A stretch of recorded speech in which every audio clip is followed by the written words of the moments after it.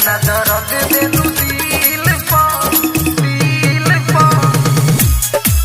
Viral भइल बानी reel पा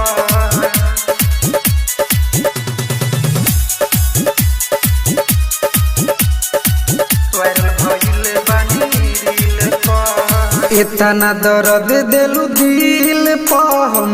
वायरल भइल बानी रील पा वायरल भइल बानी रील पा इतना दर्द देलू दिल पा हम वायरल भइल बानी रील पा करत रहल घमंड काहे करत रहल घमंड काहे चेहरा अपना हसीन पा इतना दर्द देलू दिल पा हम वायरल भइल बानी रील पा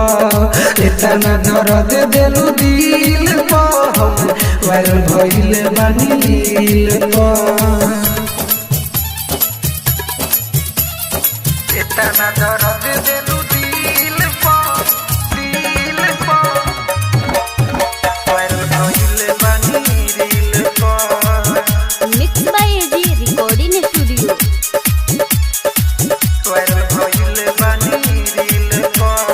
धोखा देलू तो देहिया में हमारा आइल तना जुनून हो किन के कैमरा लगनी बनावे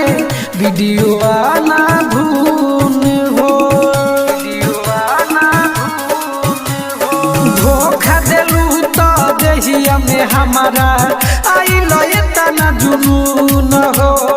किन के कैमरा लगनी बनावे वीडियो आना धून हो हम तो मारत रहनी तोहरा हम तो मारत रहनी तोहरा उठवा के रे तिल पर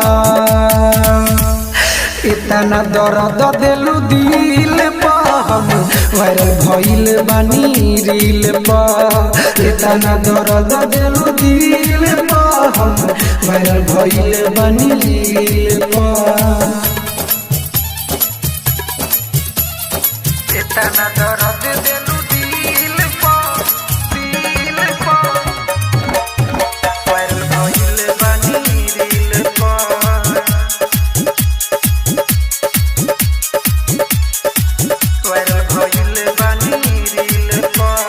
ट्रेंडिंग में चलताटे सुन हमरे नाम हो नइखे यकीन त खोल के देखला तू हो इंस्टाग्राम हो ट्रेंडिंग में चलताटे सुन हमरे नाम हो नइखे यकीन त खोल के देखला तू हो इंस्टाग्राम हो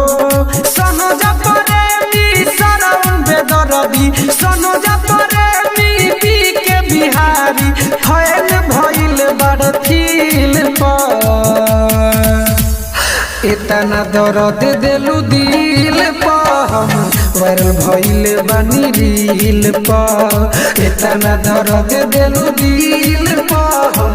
वायरल भइल बानी रील पा एजी रिकॉर्डिंग स्टूडियो रोशनपुर सपहा।